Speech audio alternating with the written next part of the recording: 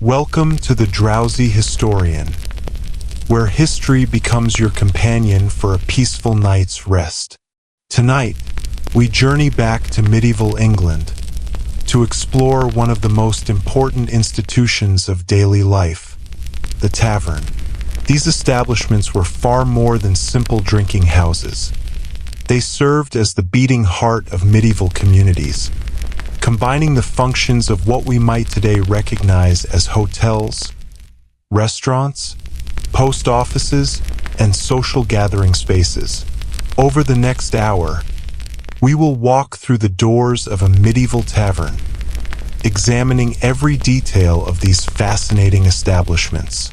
We will explore their physical structure, the drinks and food they served, the people who gathered within their walls, and the laws that governed them. So settle in, get comfortable, and let us begin our journey into the world of medieval taverns. The medieval tavern emerged as a distinct institution sometime in the late 11th century, a relatively recent development in the long span of English history.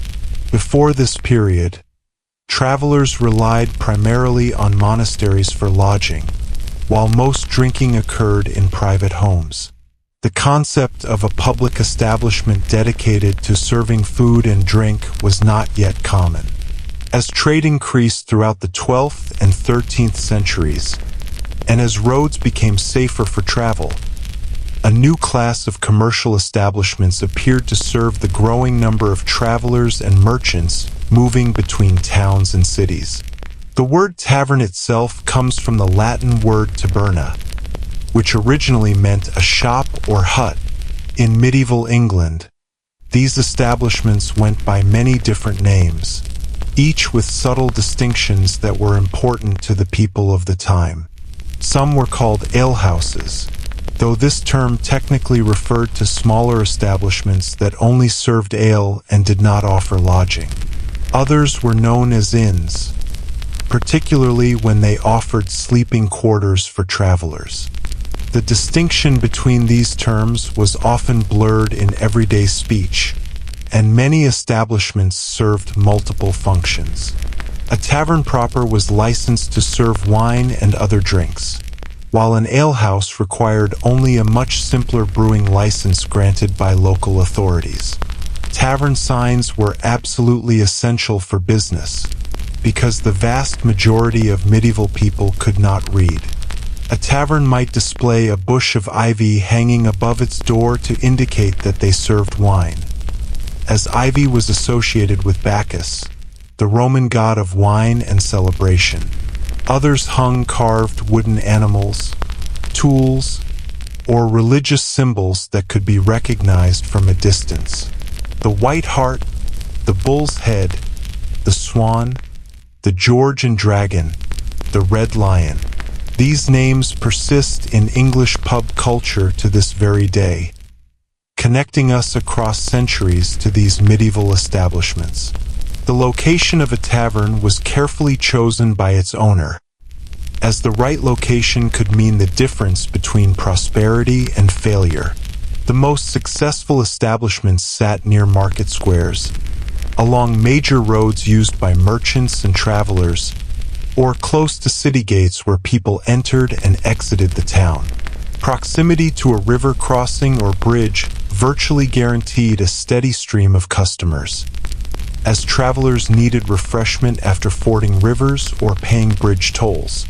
In London, the area around Cheapside and along the Thames waterfront contained dozens upon dozens of taverns, alehouses, and inns, all competing for customers.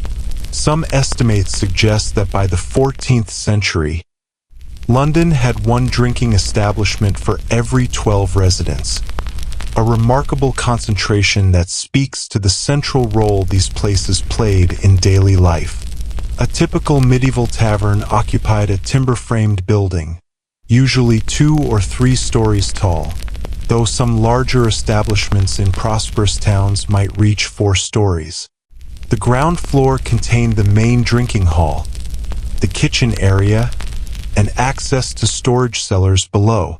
The upper floors provided sleeping quarters for guests, and sometimes housed the tavern keeper's own family in separate chambers. The construction was substantial, built to last for generations, with thick timber posts and beams supporting the structure. The main hall served as the heart of the establishment, the space where most of the tavern's business occurred. Long wooden tables and benches filled the space, allowing patrons to sit together regardless of social status. Though in practice, people tended to group themselves by class and occupation. The wealthier merchants might occupy tables near the fire, enjoying the warmth and light, while laborers and craftsmen sat farther back in the dimmer reaches of the hall. A large fireplace dominated one wall, providing heat during cold months and light during dark evenings. The smoke from this fire rose toward a hole in the ceiling, or up through a crude chimney if the tavern was more sophisticated, though much of the smoke simply permeated the room, leaving the ceiling beams stained black with accumulated soot over the years. The floors of the main hall were usually packed earth covered with a layer of rushes or straw, or in better establishments, simple wooden planks. The rushes or straw served multiple purposes, absorbing spills of ale and wine, providing some insulation against the cold rising from the ground, and giving the floor a softer surface to walk upon. These floor coverings were replaced periodically, though probably not as often as modern sensibilities would prefer. The old rushes would be swept out, along with the accumulated debris of spilled food, gnawed bones, and other refuse that had fallen to the floor during meals and gatherings. In the warmer months, the smell of old rushes that had absorbed weeks of spills could become quite pronounced, adding to the distinctive atmosphere of the medieval tavern. Windows in medieval taverns were small, both to preserve heat and because glass remained expensive until later centuries. Many taverns used oiled parchment or linen stretched across the window openings rather than glass, allowing some light to enter while keeping out wind and rain. This meant that tavern interiors were quite dark, even during the daytime hours. Candles and oil lamps provided artificial light, but these were costly to maintain, so taverns used them sparingly, reserving them for the evening hours when they were most necessary. Most tavern activity occurred during daylight hours, and patrons simply accepted the dim lighting as a normal part of the experience once the sun began to set. Below the main hall, accessed by a narrow staircase or ladder, lay the cellars where ale, beer, and wine were stored. These underground spaces were crucial to the tavern's operation, as the cool, dark environment helped preserve beverages in an age before refrigeration. Large wooden barrels of various sizes lined the stone walls, each one marked with chalk to indicate its contents and age. Tavern keepers took great pride in maintaining their cellars properly, as the quality of stored beverages directly affected their reputation and profits. Temperature and humidity had to be carefully monitored. Too warm, and ale would spoil within days. Too damp, and the wooden barrels might develop mold or begin to leak, wasting precious inventory. The upper floors of the tavern contained sleeping chambers for guests who required lodging for the night. These rooms were Spartan by modern standards, containing little more than the bare necessities for sleep. A simple wooden bed frame supported a mattress stuffed with straw, or in better establishments, wool or feathers. The quality of the mattress often determined the price of the room. Guests often shared beds with complete strangers, a practice that continued well into the early modern period and was considered perfectly normal. Privacy was minimal to non-existent. Several beds might occupy a single room, separated only by thin curtains if the tavern keeper was considerate, or not separated at all in cheaper establishments. Wealthier travelers could sometimes secure a private chamber, though this cost significantly more and was beyond the means of most ordinary people. The kitchen occupied a separate area, often in a rear extension of the building or even in a separate outbuilding, to reduce the ever-present risk of fire spreading to the main structure. A large hearth dominated the kitchen, capable of accommodating multiple pots hanging from iron hooks and spits for roasting meat. Wooden tables provided workspace for food preparation, cutting vegetables, kneading bread, and butchering meat. The kitchen staff worked brutally long hours, starting before dawn to prepare breakfast for lodgers and bake bread for the day, and continuing until the last customers departed late at night. In larger taverns, this staff might include several people working under the direction of a head cook, while smaller establishments might have only the tavern keeper's wife and perhaps a servant girl managing all the cooking. Ale formed the absolute foundation of medieval tavern service, the drink that everyone consumed, from the poorest laborer to the wealthiest merchant. This was not the beer we know today, however. Medieval ale lacked hops entirely, which were not commonly used in England until the 15th century. Without hops acting as a preservative, ale could not be stored for long periods. It had to be consumed within a few days of brewing, before it turned sour and undrinkable. This meant that taverns brewed frequently, sometimes daily in busy establishments, to ensure a constant supply of fresh ale. The brewing process began with malted barley, which had been soaked in water, allowed to germinate, and then dried. This malted barley was ground into a coarse flour, mixed with hot water, and stirred constantly as it heated. The mixture, called wort, was then left to cool and ferment with yeast. The resulting beverage was thick, nutritious, and slightly sweet to the taste. Its alcohol content varied depending on the strength of the brew, but typically ranged from 2 to 4%, considerably less potent than modern beers. People drank ale with every meal, including breakfast and throughout the day. It was considered safer than water, which was often contaminated with waste and disease, though whether medieval people understood this scientifically is debatable. Taverns offered different grades of ale at different prices, catering to customers of varying wealth. The strongest and freshest ale, brewed just a day or two earlier, cost the most. Weaker ale, sometimes called small ale, was cheaper and considered more suitable for children, the elderly, and those who needed to remain relatively sober for work. The very cheapest ale might be several days old, on the verge of turning sour, sold at a discount to the poorest customers. Most taverns allowed customers to taste a sample before committing to purchase, as the quality could vary significantly from one batch to another. Wine was substantially more expensive than ale and carried much higher social status. Most wine consumed in England was imported from France, particularly from the regions of Bordeaux and the Loire Valley. Red wine was far more common than white, as it transported better over long distances.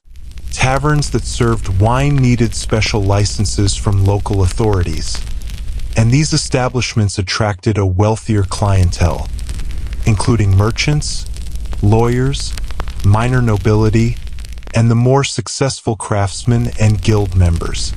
Wine drinking was associated with sophistication and education, marking one as a person of some standing in society.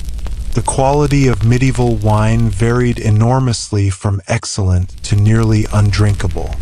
The best vintages from skilled winemakers, properly stored and transported, could rival modern wines in quality and complexity. However, poor storage conditions and long transport times, often in barrels loaded onto ships and carts, frequently resulted in wine that was sour, vinegary, or beginning to turn to vinegar. Tavern keepers sometimes masked the defects of poor quality wine by adding honey, spices, or herbs. Hippocras, a spiced wine sweetened with honey and flavored with cinnamon and other expensive spices, was particularly popular, partly because the strong spices effectively covered any defects in the base wine. Beer, made with hops, began appearing in English taverns during the 15th century. It came initially from the Low Countries, particularly modern-day Belgium and the Netherlands, and from Germany, where hopped beer had been brewed for centuries. English brewers were remarkably slow to adopt this innovation, and English ale drinkers initially regarded hopped beer with considerable suspicion and even hostility. Hops were seen as a foreign adulterant, something that changed the pure, traditional English ale into something strange and potentially unwholesome. Gradually, however, beer's much longer shelf life, its distinctive bitter flavor, and its ability to be transported over longer distances without spoiling, won over skeptics. By the end of the medieval period, beer and ale coexisted peacefully, served from different barrels in the same taverns, with customers choosing according to their preference. Taverns also served mead, an ancient beverage made from fermented honey and water. This drink had been consumed in Britain since before the arrival of the Romans, making it one of the oldest alcoholic beverages in English history. Mead was expensive to produce because honey was costly, requiring the labor of keeping bees and processing their honey. It appeared primarily at special celebrations, weddings, and festivals, or in establishments that served particularly wealthy customers. Some taverns offered metheglin, a spiced variety of mead flavored with herbs such as thyme, rosemary, or sage, which was believed to have medicinal properties in addition to its pleasant taste. The serving and measuring of drinks followed frustratingly inconsistent standards across medieval England. A gallon in one town might differ slightly from a gallon in the next town, and even within a single town, the measure might vary between different taverns. Tavern keepers used leather or wooden vessels of supposedly standard size to measure out drinks for customers, but cheating on measures was remarkably common. Customers complained frequently about receiving short measures, about paying for a full cup but receiving something noticeably less. Town authorities periodically inspected taverns and checked their measuring vessels against official standards kept by the town, and those tavern keepers caught cheating faced fines or, for repeat offenses, loss of their license to operate. Taverns served food, though the quality and variety of that food depended greatly on the establishment's location, clientele, and the skill of its cook. Basic taverns in small villages or poor urban neighborhoods offered simple fare: bread, cheese, cold meat, and pottage. Better establishments in prosperous market towns or cities provided hot meals, freshly roasted meats, savory pies, and fish on the appropriate days dictated by church law. The most expensive taverns, catering to wealthy merchants and nobility, might offer elaborate meals with multiple courses, fine white bread, imported spices, and expensive meats like venison or swan.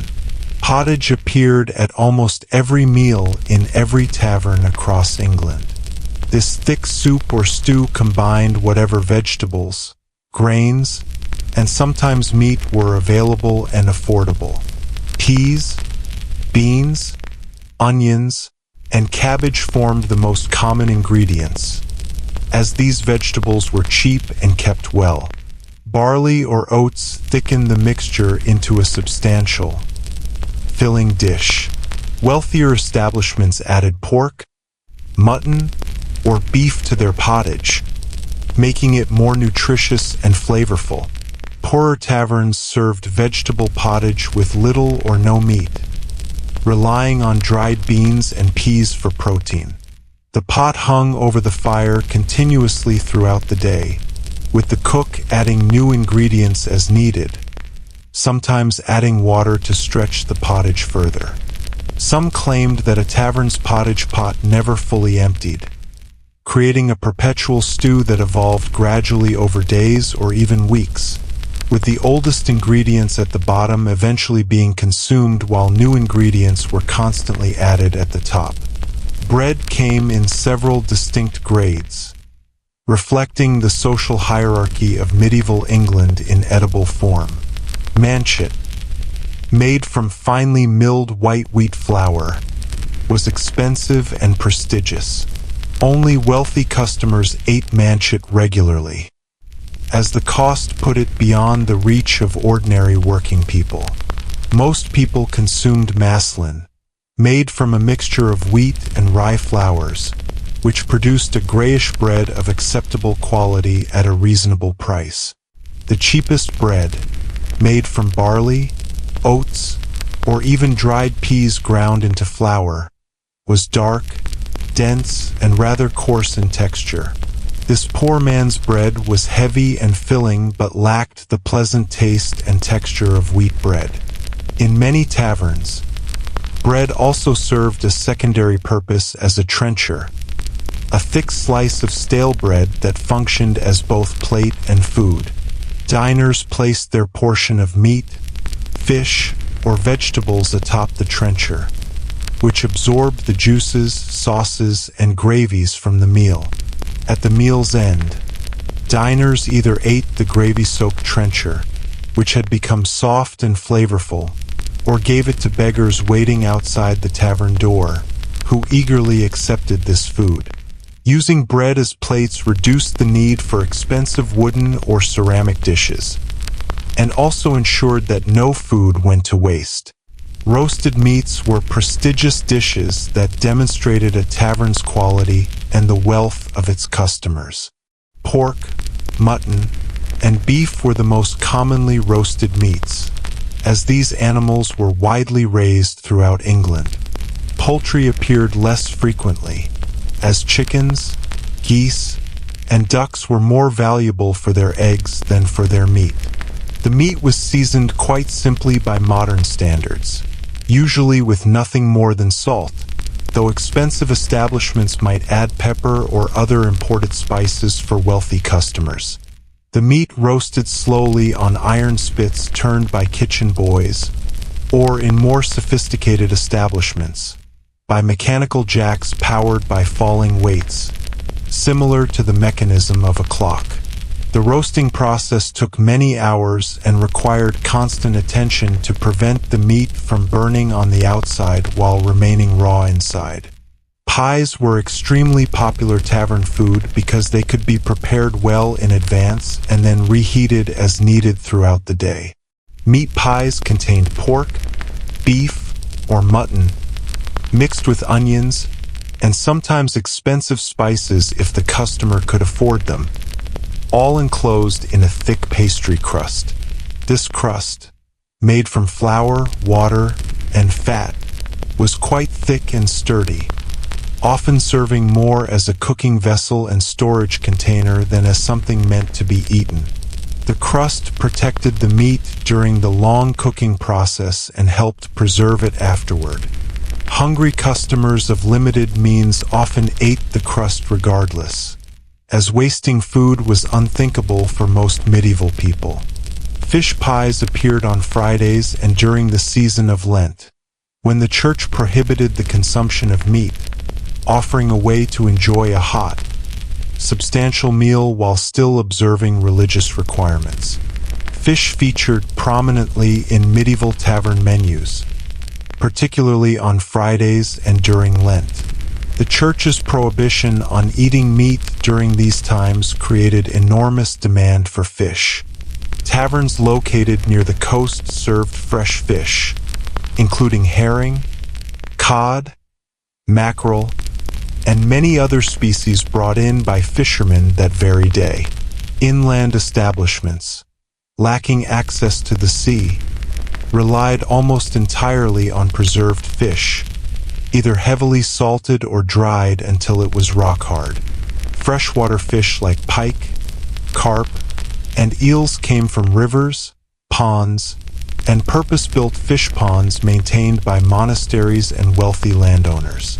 The quality of fish available in taverns varied dramatically based on location and price. Fresh fish commanded high prices that only wealthy customers could afford. Cheap taverns served fish that was barely edible, so heavily salted that it required hours of soaking in multiple changes of water, or so old that only aggressive seasoning with onions, herbs, and vinegar made it palatable. Cheese appeared at almost every meal in medieval taverns, from the simplest breakfast to the most elaborate supper. It was nutritious, relatively inexpensive, and kept well without refrigeration, making it an ideal food for tavern keepers. Hard cheeses dominated, as they stored for months without spoiling, while soft cheeses existed but spoiled quickly in the warm, unsanitary conditions of medieval kitchens. The flavor of medieval cheese was considerably stronger than most modern cheeses, as the aging process and lack of refrigeration produced intense, pungent flavors. Customers ate cheese with bread as a simple, quick meal, or as part of a larger spread alongside cold meat, pottage, and ale. Meals in medieval taverns followed a predictable daily rhythm that matched the natural cycle of daylight and the demands of work. Breakfast was a simple, quick affair, consisting of bread, cheese, perhaps some cold meat left from the previous day, and ale to drink.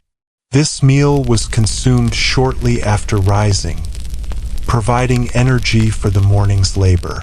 Dinner, the main meal of the day, occurred around midday, when workers took a break from their labor. This was when hot food made its appearance, including pottage, roasted meat if available, fresh bread, and plenty of ale or beer. The midday timing meant that cooking and eating could be done by daylight, saving the expense of candles. Supper came in the early evening, usually consisting of leftovers from dinner, cold food, bread, cheese, and more ale. Taverns that served travelers might provide meals at irregular hours to accommodate guests arriving at different times. But local customers who lived nearby followed the standard meal times quite strictly. Dining customs in medieval taverns differed substantially from modern practice in ways that might surprise us today. Forks were extremely rare until the very late medieval period, and even then were viewed as an affected, foreign affectation that proper English people did not need. People ate with their hands, using their personal knives to cut food into manageable pieces. These knives, which everyone carried, were multipurpose tools used for eating, work, and self-defense. Diners shared dishes placed in the center of the table, with everyone reaching in to take food from communal bowls and platters. The modern concept of individual portions barely existed. You simply took what you wanted from the shared dishes, though good manners required that you not take the best pieces unless you were the highest status person present at the table. Proper table manners, as understood in medieval times, required that diners wipe their greasy hands on bread, which could then be eaten or discarded, rather than directly on the tablecloth, though in rougher establishments, people certainly wiped their hands on the cloth or even on their own clothing. Spitting on the floor was common and accepted. Belching was not considered particularly offensive. Picking one's teeth at the table was fine. The standards of etiquette, as we would recognize them, were quite different from modern expectations. The tavern served as the social center of medieval community life in ways that are difficult for modern people to fully appreciate. These establishments were where people gathered to exchange news and gossip, to conduct business, to celebrate important occasions, and simply to escape the isolation and darkness of their own homes. The mixing of different social classes within tavern walls created a unique environment. Though status differences remained carefully acknowledged and observed even while people drank together. Merchants used taverns as informal business offices where commercial transactions occurred away from the formality of guild halls and town councils. Business deals were negotiated over ale and wine. Contracts were discussed and sometimes formally signed, with other tavern patrons serving as witnesses. Credit was extended. Debts were settled. Partnerships were formed and dissolved. The tavern's neutral ground, outside the control of any single guild or merchant family, made it particularly suitable for these commercial transactions. A merchant traveling to a new town for the first time would head directly to a reputable tavern, where he could make contact with local traders, learn about market conditions, and begin establishing the relationships necessary for successful business. Travelers relied absolutely and completely on taverns for their survival on the road. A long day's journey, whether on foot or horseback, ended at a tavern where one could secure shelter, a hot meal, and crucial information about the road ahead. Tavern keepers served as vital sources of information about travel conditions. They knew which roads were currently safe for travel, where bandits had been spotted recently, which bridges had been washed out by recent floods, which towns offered good markets for various goods, and where a traveler might find lodging on the next stage of the journey. This information had real value, potentially making the difference between a successful journey and disaster. And travelers understood that they paid for this knowledge along with their food and lodging. Working men, the craftsmen and agricultural laborers who formed the majority of medieval England's population, spent their evening hours in taverns after long days of physical labor. After spending dawn to dusk working in the fields, or at the forge, or in the workshop, these men sought the companionship and relaxation that taverns provided. The tavern offered warmth in the winter months when their own homes were cold and dark. It offered light from the fire and candles when their homes had none. It offered companionship and conversation when their homes offered only the same family members they saw every day.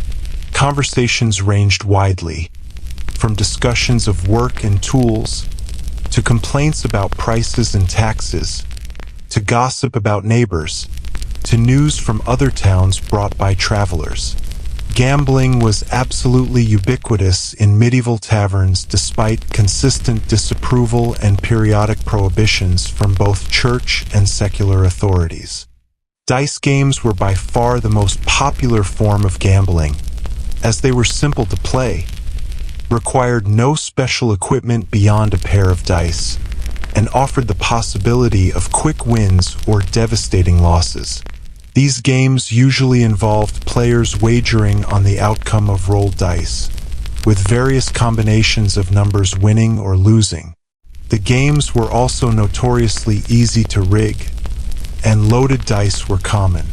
Unscrupulous players weighted dice or shaved them to make certain numbers come up more frequently. Arguments over gambling debts erupted regularly and often escalated into violence. Many towns attempted to regulate or outright prohibit tavern gambling, with predictably limited success. Music and entertainment appeared in the better taverns. adding to the festive atmosphere that drew customers. Traveling musicians and entertainers moved from town to town, performing in taverns in exchange for food, drink, shelter, and whatever coins the audience might provide.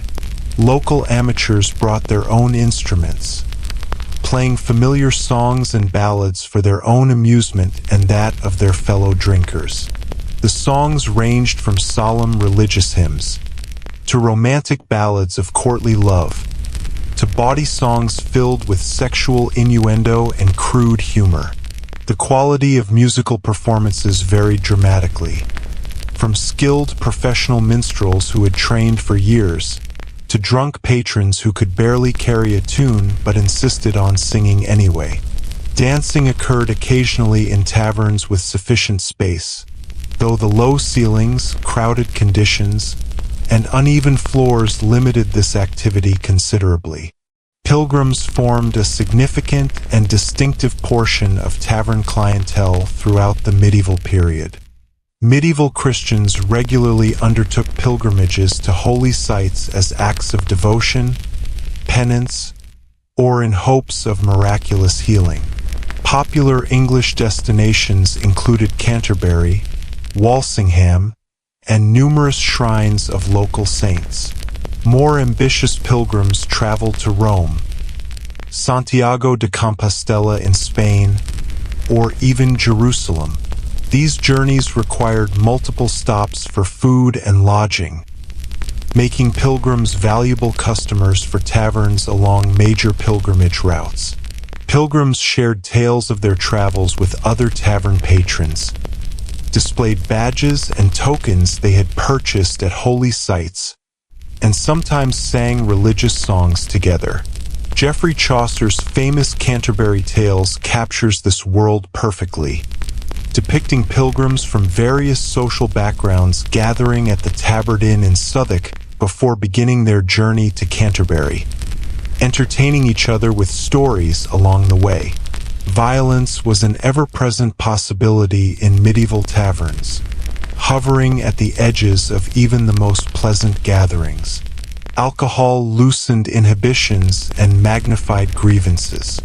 Gambling created disputes over money. Insults were exchanged. Old feuds between families or guilds resurfaced. The result was frequent fights. Most tavern brawls involved fists, wrestling, and shoving. Men would grapple with each other, overturning benches and scattering cups, until they were exhausted or other patrons pulled them apart. Serious injuries were less common than one might expect, though they certainly occurred. Knives appeared in some fights, as every man carried one, and occasionally these altercations turned deadly. Tavern keepers tried to maintain order in their establishments, sometimes with help from regular customers who had no wish to see their favorite drinking place gain a reputation for violence. Serious troublemakers could be banned from the establishment, forced to seek their ale elsewhere. Women's presence in medieval taverns was far more complicated and ambiguous than that of men. Female tavern keepers and brewsters were quite common throughout the medieval period, and many of these women ran highly successful businesses. A widow might inherit her late husband's tavern and continue operating it profitably for decades. Some women established their own taverns and breweries, becoming respected members of their communities. As customers, however, women faced very different social expectations and judgments than men. Respectable women from good families might visit taverns during daylight hours, particularly if accompanied by male family members or traveling with husbands. This was considered acceptable, if not entirely proper. Women who appeared in taverns alone, especially during evening hours, faced automatic assumptions about their moral character and their reasons for being there. This social disapproval did not prevent women from patronizing taverns. but it meant that women who did so understood that they would be judged harshly by their neighbors. Prostitution and taverns maintained close connections throughout the medieval period, despite official prohibitions from both church and secular authorities. Some taverns functioned partly or primarily as brothels, where prostitutes solicited customers openly with the tavern keeper's knowledge and approval. These establishments earned significant extra income by allowing prostitutes to work on the premises, taking a portion of their earnings. Other taverns tried to maintain more respectable reputations but still tolerated some prostitution occurring discreetly in the darker corners of the main hall or in the upper chambers. Authorities periodically launched crackdowns on taverns that allowed prostitution, threatening fines or loss of license.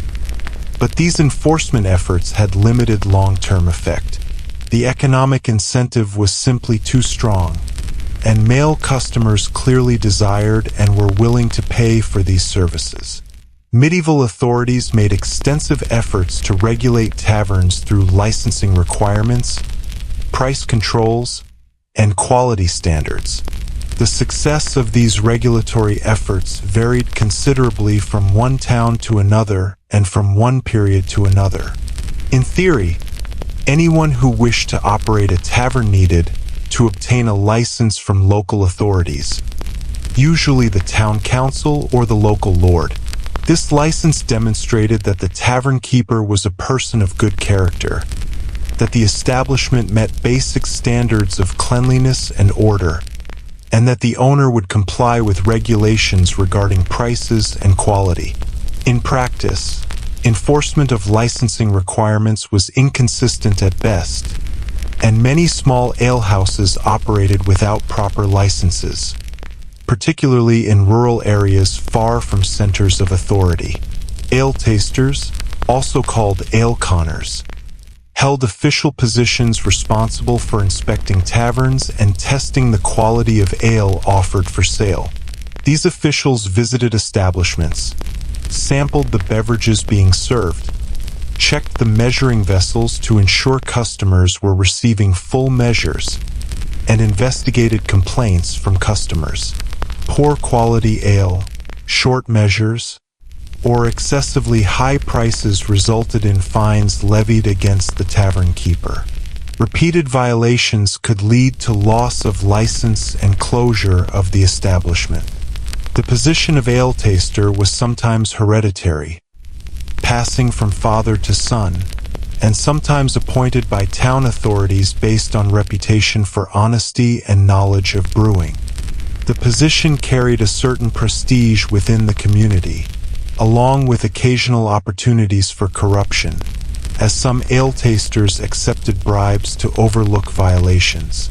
The assize of bread and ale, first established in the 13th century, created a comprehensive regulatory framework for pricing and quality standards for these essential foodstuffs.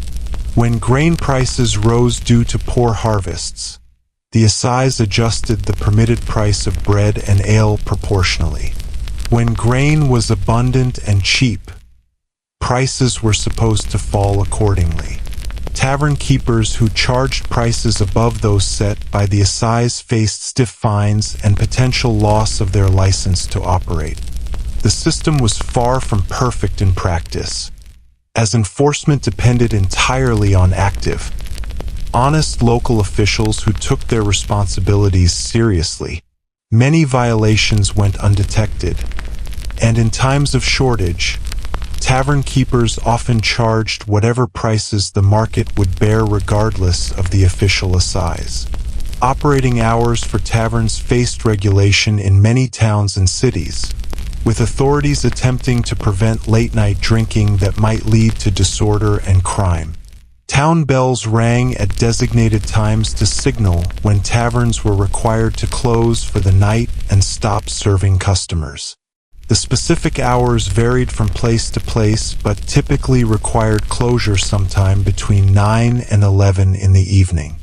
In reality, many taverns remained open well past the official closing time. particularly if customers were spending freely and causing no obvious disturbance. Local watchmen responsible for enforcing curfew and closing times could be remarkably tolerant, especially if offered a free drink or a small bribe to look the other way. Curfew laws affected tavern operations significantly, as they prohibited people from being on the streets after dark without legitimate reason.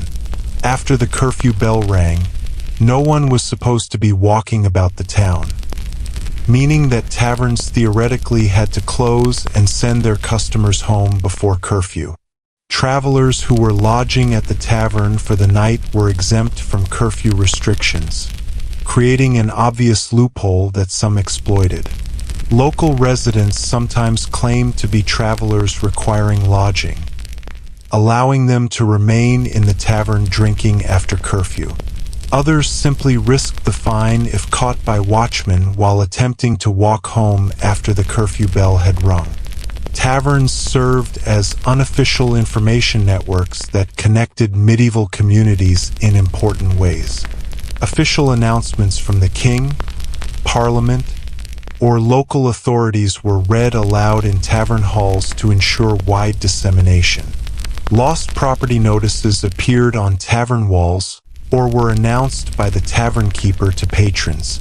Descriptions of wanted criminals circulated through taverns, allowing communities to watch for dangerous individuals. News of important events, from royal marriages to military victories to outbreaks of disease in neighboring towns, spread rapidly through the tavern network as travelers carried information from place to place. The role of the tavern keeper deserves particular attention, as these individuals occupied a unique and important position in medieval society. A successful tavern keeper needed diverse skills and knowledge. They had to understand brewing and winemaking to maintain quality beverages. They needed to judge character quickly to identify potential troublemakers before problems erupted. They had to manage money carefully, extending credit to trustworthy customers while avoiding bad debts. They needed to maintain good relationships with local authorities, suppliers, and customers from all social classes. Many tavern keepers became influential figures in their communities, serving on town councils, mediating disputes, and providing loans to neighbors in need. The economic impact of taverns on medieval towns was substantial and multifaceted. Taverns employed numerous people directly, including brewers, cooks, servants, stable boys, and cleaning staff. They purchased large quantities of grain, meat, fish, vegetables, firewood, and other supplies from local producers and merchants. They paid taxes and license fees to town authorities, contributing to municipal revenues. Successful taverns attracted travelers and merchants to towns, stimulating other economic activity. A town known for having good taverns along the main road could prosper significantly more than neighboring towns that lacked such amenities. The social mixing that occurred in taverns was remarkable for medieval society, which was otherwise rigidly hierarchical and strictly divided by class. Within tavern walls, merchants, craftsmen, and laborers sat in the same hall, drank the same ale, and sometimes conversed across class boundaries that were otherwise rarely crossed. This was not democracy or social equality in any modern sense. Status differences remained clearly acknowledged, and the wealthy still received better service and better accommodations. Nevertheless, the tavern provided one of the few spaces where people from different social ranks interacted regularly and somewhat informally, creating connections and shared experiences that might not exist elsewhere in medieval life. Religious attitudes toward taverns and drinking were complex and sometimes contradictory. The church did not prohibit drinking alcohol. Indeed, wine was central to the Mass, and monasteries produced some of the finest wines and alesh available. Drunkenness, however, was condemned as a sin that led to violence, sexual immorality, and neglect of religious duties. Spending excessive time in taverns, gambling, and associating with prostitutes were all viewed as sinful behaviors that Christians should avoid. Church authorities regularly preached against tavern vices while simultaneously recognizing that moderate drinking and socializing were normal parts of human life. Some religious reformers took harder lines, viewing taverns as dens of sin that should be heavily restricted or eliminated entirely, though these more extreme views never gained wide acceptance. The physical experience of spending time in a medieval tavern would strike a modern visitor as simultaneously familiar and utterly foreign. The basic social activities, drinking, eating, talking, laughing, would be recognizable. The general atmosphere of a public gathering place has remained consistent across centuries. Yet the sensory details would be overwhelming to someone accustomed to modern cleanliness and comfort. The smell of unwashed bodies, stale rushes, smoke, and spilled ale would be intense and inescapable. The darkness, even in daytime, would make it difficult to see clearly. The noise of many conversations, disputes, laughter, and occasional music would create a constant din. The lack of privacy, with strangers sleeping in the same room or even the same bed, would be profoundly uncomfortable to modern sensibilities. Taverns evolved considerably over the course of the medieval period, becoming more sophisticated and specialized as English society grew wealthier and more urban. Early medieval alehouses were simple, crude establishments offering little beyond basic ale and minimal shelter. By the late medieval period, prosperous towns contained elaborate inns with dozens of rooms, extensive stables, multiple dining halls, and kitchens capable of producing complex meals. Some establishments began to specialize, catering specifically to merchants, or pilgrims, or students, or particular craft guilds. This specialization reflected the increasing complexity and diversity of medieval English society. The legacy of medieval taverns extends far beyond the Middle Ages themselves. Many of the traditions, customs, and even specific establishments have survived in modified form into the present day. English pubs trace their lineage directly back to medieval taverns and alehouses. Many pub names, the White Hart, the Red Lion, the George and Dragon, are medieval in origin. The tradition of gathering in public houses for drinking, socializing, and community connection remains central to British culture. The physical layout of traditional pubs, with a main public room, a bar for serving drinks, and sometimes rooms upstairs, echoes the structure of medieval taverns. As we conclude our journey through the medieval tavern, we can appreciate these establishments as far more than simple drinking houses. They were essential institutions that served crucial social, economic, and cultural functions in medieval life. They provided shelter for travelers, food and drink for all social classes, spaces for conducting business, venues for news and information exchange, and opportunities for social connection in a world where such opportunities were limited. The tavern was where medieval people gathered to mark important occasions, to escape briefly from their daily struggles, and to find human companionship. Thank you for joining us tonight at the Drowsy Historian. We hope this exploration of medieval taverns has provided you with interesting details to accompany your rest, and perhaps given you a new appreciation for these remarkable establishments that played such a vital role in medieval life.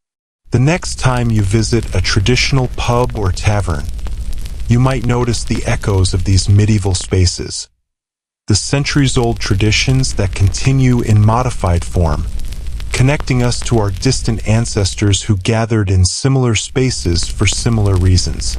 Sleep well, and may your dreams be filled with peaceful scenes of medieval life, of warm fires and shared ale, of travelers finding shelter, and communities gathering together. May you rest easy knowing that across the centuries, humans have always sought connection, warmth, and companionship in places much like the medieval taverns we explored tonight. Good night from the Drowsy Historian, and may history guide you gently into restful sleep.